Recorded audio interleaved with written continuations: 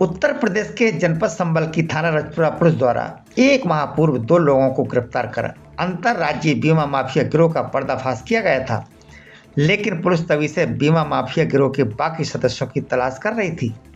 Police ने कड़ी से कड़ी जोड़ते हुए 6 लोगों को गिरफ्तार कर लिया। पुलिस ने गिरफ्तार अंतर्राज्यीय बीमा माफिया गिरोह के सदस्यों के कब्जे से अवैध दस्तावेज भी बरामद किए। पुलिस के अनुसार बीमा माफिया गिरोह उत्तर प्रदेश, राजस्थान, उत्तराखंड, महाराष्ट्र, दिल्ली राज्य के अलावा अन्य राज्यों में भी सक्रिय था। गिरोह गंभीर बीमार लोगों का धोखाधड़ी से कई बीमा कंपनियों से बीमा कराते थे और उनकी मृत्यु के बाद बीमा धारक को मिलने वाली बीमा राशि हड़प लेते थे। पुलिस अधीक्षक कृष्ण कुमार बिश्नोई ने प्रेस वार्ता कर घटना का खुलासा कर दिया और गिरफ्तार लोगों को जेल भेज दिया।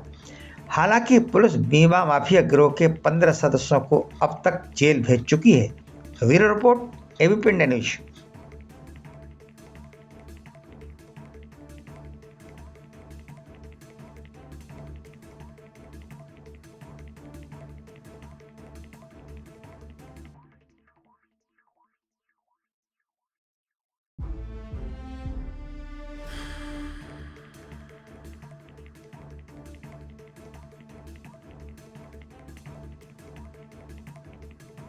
क्या है सर, क्या पूरा मामला है और कितनी गिरफ्तारी इसमें हुई है? जनपद संबल की रजपुरा पुलिस द्वारा पिछले करीबन महीने भर से ज़्यादा समय से एक इम्पोर्टेंट अंतर्राज्यीय करीबन 12 राज्यों में फैले हुए एक ऐसे गैंग जो कि बीमा माफिया जिसको कह सकते हैं, उसका खुलासा है वो पुलिस द्वारा समय समय पर किया जाता रहा है। जनपद संबल की हमारी एडिशनल एसपी अनुकृति शर्मा द्वारा इस पूरे जो केस है उसको लीड किया जा रहा है और उनके द्वारा इसमें जब सघन विवेचना की गई है, इस विवेचना में अभी तक करीबन 15 लोगों को जेल भेजा जा चुका है, जिसमें आज इस पूरी जो माफिया गैंग है उसके एक कंपनी है ईस्ट इंडिया कंपनी के जो मालिक हैं उनको आज गिरफ्तार करके जेल भेजा जा रहा है। ये पूरा गेम इस तरीके से है कि जब भी कोई इनके द्वारा व्यक्ति है उसको जिसकी डेथ होती है उसके परिजनों से उसकी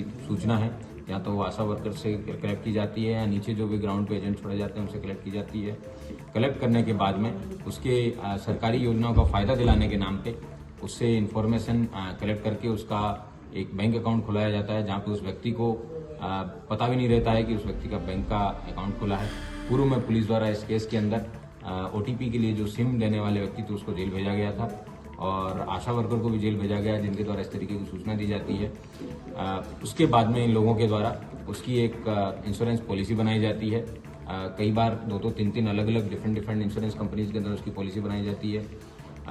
आज जिस व्यक्ति को गिरफ्तार करके जेल भेजा गया जिसका नाम अभियुक्त शैलेंद्र कुमार है, ये ईस्ट इंडिया कंपनी के हैं। इन लोगों को जो मेन इंश्योरेंस कंपनी है उसके द्वारा हर केस को वेरीफाई करने के लिए ग्राउंड पे मौके पे देखने के लिए 5400 रुपये पर केस दिए जाते हैं, जो इनके द्वारा बड़ा ही वेरिफिकेशन के बाद में उन कंपनीज ने इन पे बहुत फेथ की थी उसके आधार पे, और इनके द्वारा नीचे 2800 रुपये लोगों को दिए जाते हैं पर केस वेरीफाई करने के। लेकिन जब नीचे ग्राउंड पे कोई केस ही नहीं है, उन लोगों के द्वारा भारी मात्रा में इंश्योरेंस करवा के 10 लाख से 20 लाख से इस तरीके के केस करवाने के बाद में अभी तक पर ईयर कम से कम 200 से 250 केस इनके द्वारा उत्तर प्रदेश में प्रोसेस करने की बात सामने आई है, जिसमें करीबन 10 से 20 लाख रुपए तक के अलग अलग हाई वैल्यू इंश्योरेंस है इनके द्वारा करवाए गए हैं और उसकी राशि हड़पी है।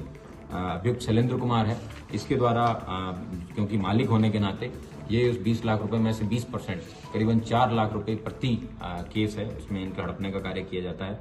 इसमें जो पैसे आते हैं उसमें व्यक्ति को जिसका बीमा करवाया गया, जिसके परिवारजनों का बीमा करवाया गया, उसको पता भी ना चले उसी का बैंक अकाउंट है, उसको आइडिया ना लगे, इसलिए इसमें बैंक कर्मियों की संलिप्तता पुलिस को पूर्व में भी कई बार लगी थी। उसके इन लोगों की संलिप्तता के कारण जिसमें यस बैंक के 2 लोगों को गिरफ्तार करके जेल भेजा गया, जो कि डिप्टी मैनेजर के पद पे अनूप शहर ब्रांच में यस बैंक की तैनात हैं। इन लोगों के द्वारा जिसका अकाउंट है उस व्यक्ति को पता भी नहीं रहता था उसका अकाउंट खुलवाना और उसके बाद में उसके अकाउंट में इंश्योरेंस के जो पैसे आते थे वो भी उस व्यक्ति को बिना पता चले उसके अकाउंट से पैसे निकलवा के देना, जिसके अंदर इनके द्वारा प्रति हाई वैल्यू ट्रांसैक्शन करीबन 25,000 रुपये हैं प्रत्येक ट्रांसैक्शन में इन दोनों डिप्टी मैनेजर्स के द्वारा लिए जाते थे। इनके अलावा आज पुलिस द्वारा 3 अन्य लोगों को भी गिरफ्तार करके जेल भेजा गया है, जो कि प्रोफेशनली इस तरीके के काम हैं ये लोग करते आए हैं। इनके पास से विभिन्न सीलें और इनके अलावा फॉर्म्स और यस बैंक के फॉर्म्स, बीमा के जो बैंक के अकाउंट खुलवाने के फॉर्म्स, इस तरीके की बहुत सारी जानकारी प्राप्त हुई है। मैं एक बार दोबारा दोहराना चाहता हूं कि पुलिस के द्वारा इसमें बहुत अच्छी कार्रवाई करते हुए जो ग्राउंड लेवल पे जो व्यक्ति सूचना देता है बीमार होने से लेके मृत्यु होने तक की, जिसमें आशा वर्कर्स और तमाम उनको भी गिरफ्तार किया गया है। उसके बाद में जिसके जो सूचना बीच में मिडिलमैन है, जिनके द्वारा ये सूचना पूर्व में जेल भेजे गए व्यक्ति जिसका नाम